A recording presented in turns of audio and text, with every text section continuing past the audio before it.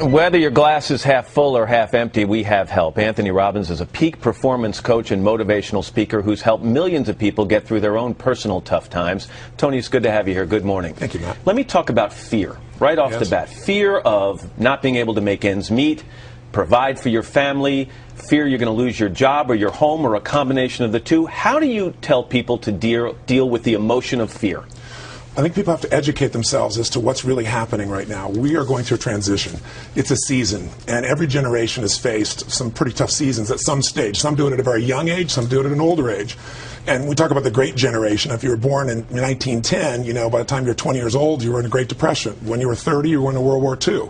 So our generation has had it fairly easy. We've all experienced pain. I'm sure you've experienced it in your family. I have in mine.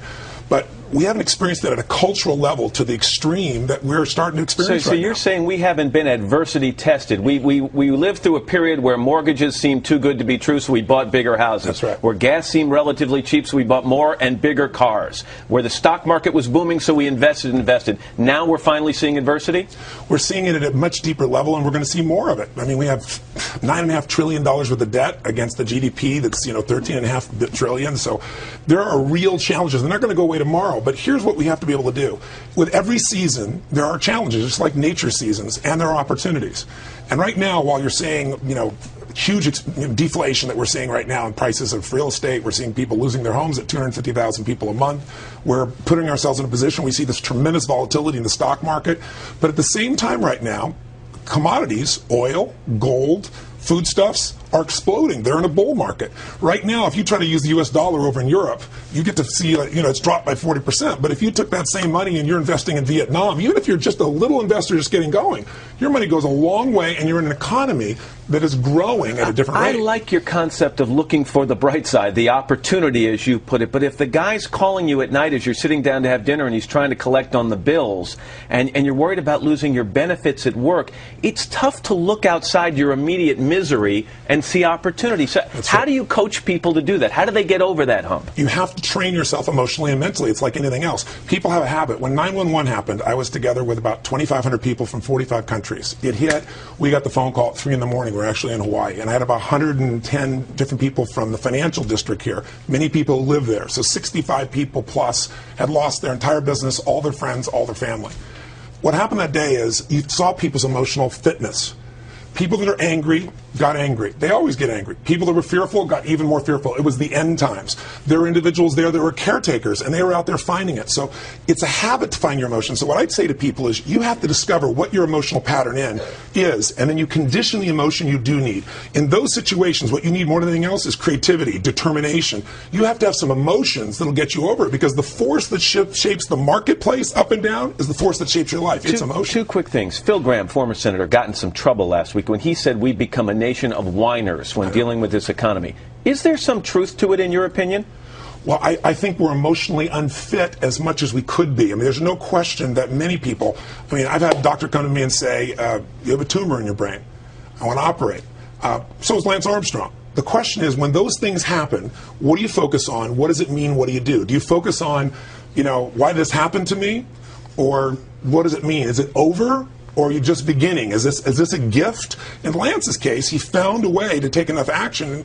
After you deal with cancer, you look over at somebody on a bicycle, and it's pretty easy. He wins 7 of these in a row. So if we're supposed to get in this emotional good shape earlier on in our lives, is there an opportunity here, Tony, for parents?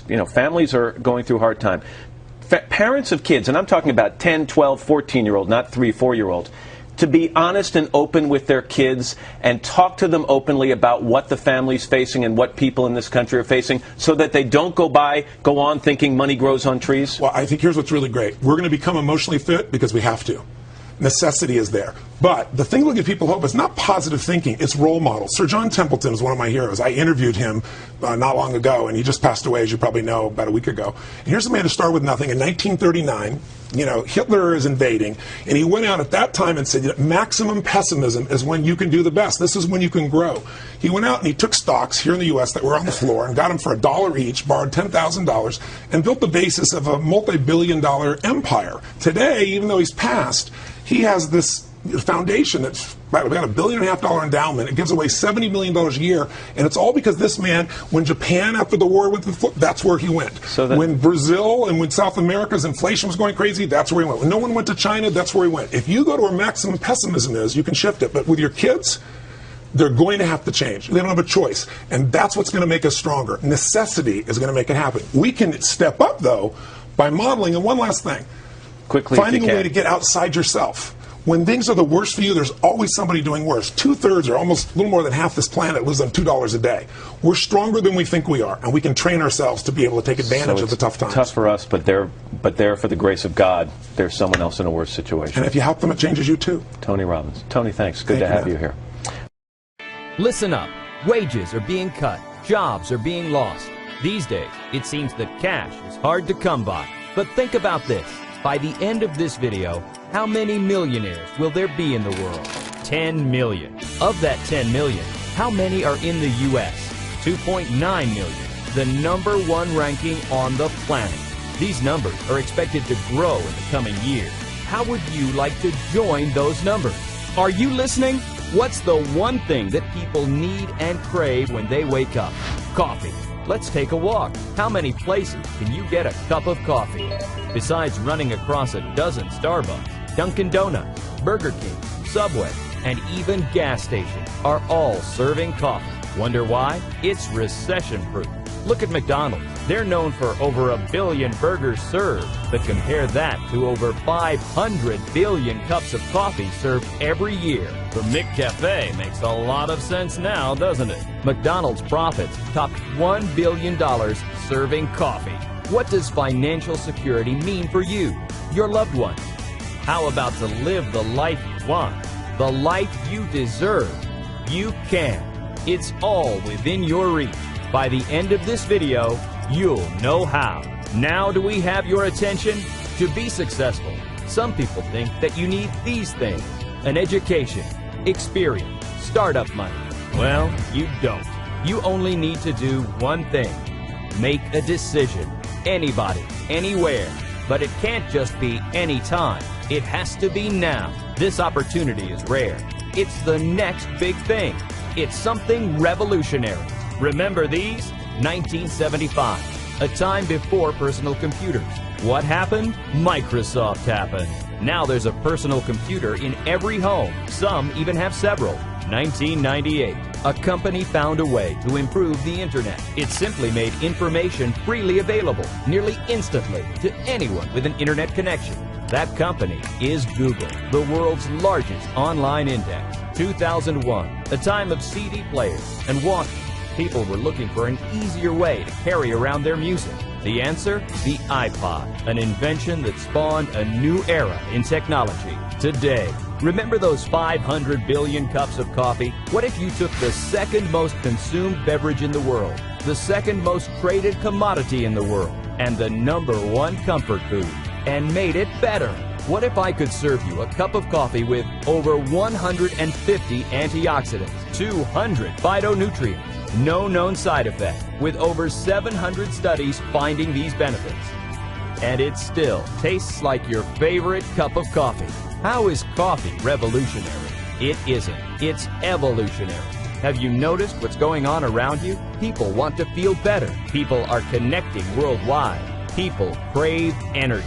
We've combined these trends with a product that has been popular for centuries, skyrocketing it to extraordinary new heights. Welcome to the evolution of coffee, an enriched cup of coffee that is actually good for you. There's an amazing botanical that's been benefiting people for 4,000 years called Ganoderma lucidum. The best part? Ganoderma lucidum is a natural and organic product. It's taken 15 years of research and development to bring it this far, but it's finally arrived right here, right now.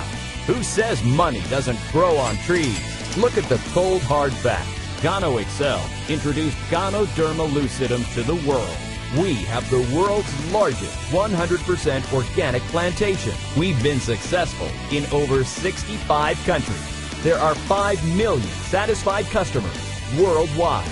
Over 2 billion portions are sold annually. That's over $700 million in sales a year. Sure, $700 million is great, But compare that to what it will be.